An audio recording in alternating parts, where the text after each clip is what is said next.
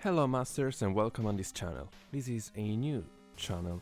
I got into the Fate franchise very recently thanks to my girlfriend, and I started playing Fate Grand Order. And later I tried watching the anime, I watched Fate Stay Night Unlimited Blade Works, I watched Fate Apocrypha, Fate Zero. I tried to watch Fate Extra Last Anchor, but it's probably my hate for Nero.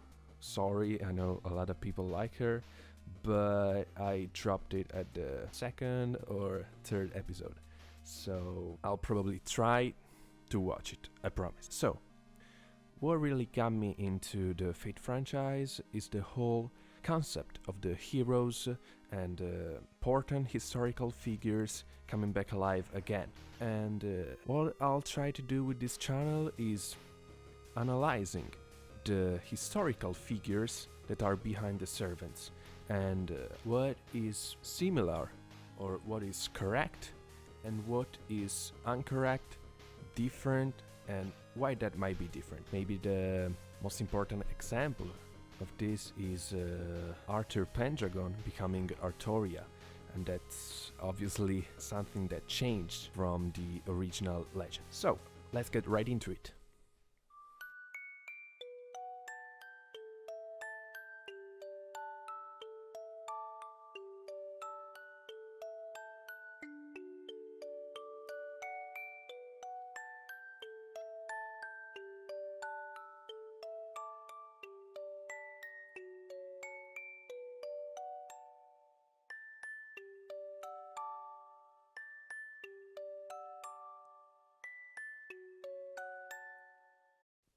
In this first episode, I like to talk about Abigail Williams, since Abby is you can say she was my most wanted servant even before I started playing the game, because I really like witches, I really like magic, and she is cute, we can admit it. So yeah, she was my most wanted servant, and I'm very happy that I got her on her banner. So, who was Abigail Williams? She was born in 1680 or 1681 from Abigail Roger in Salem, Massachusetts. Just like in the game, her parents were killed by Native Americans and she was adopted by her uncle, Samuel Parris. Of course, he's not Randolph Carter, and why? We'll see later. Samuel was the pastor of the village of Salem, and with him she lived with Elizabeth Parris or Betty Parris and their slave Tituba and her husband. One day, Abigail and Betty started showing signs of what we could call possession. Reverend Parris called a doctor, but he found nothing wrong with them, so they started thinking that the girls were bewitched or they were possessed by demons or something like that, because they started contorting their bodies, run around the house, try to run up the chimney and things like that. The doctor that visited the girls said, "When I was there, this kinswoman, Abigail Williams, about 12 years of age, had a grievous fit. She was at first hurried with violence to and fro in the room, sometimes making as if she would fly, stretching up her arms as high as she could and crying, 'Wish, wish, wish,' several times.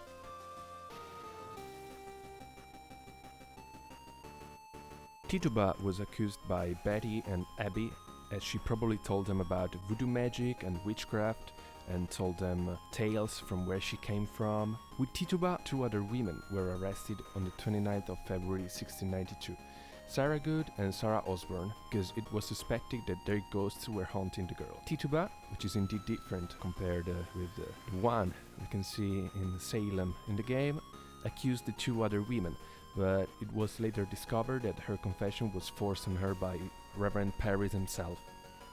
In the end, Tituba was the only one of the three to survive the trials.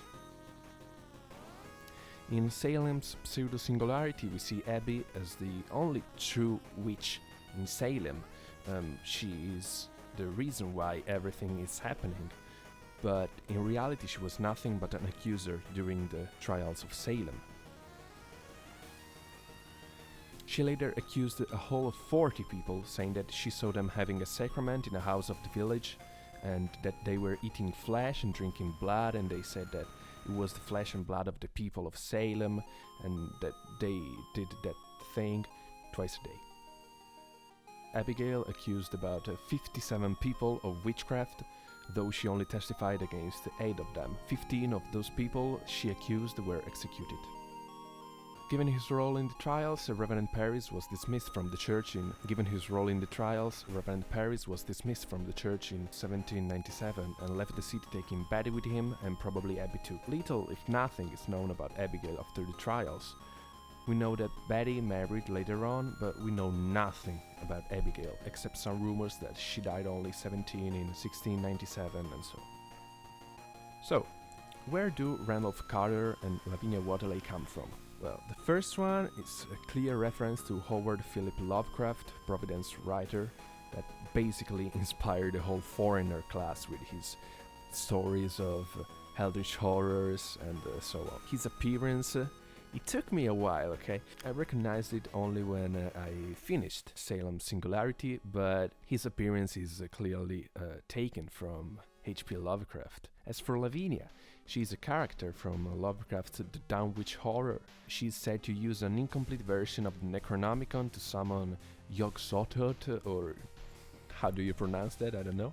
As the home of the first foreigner of the game, Salem is heavily inspired by Lovecraft's work. We have a very dark setting, we have gore scenes, we have demons, and not only demon god pillars, but proper demons and zombies and so on. Now, speaking of Abby as a servant, Game Press currently placed her in tier 3.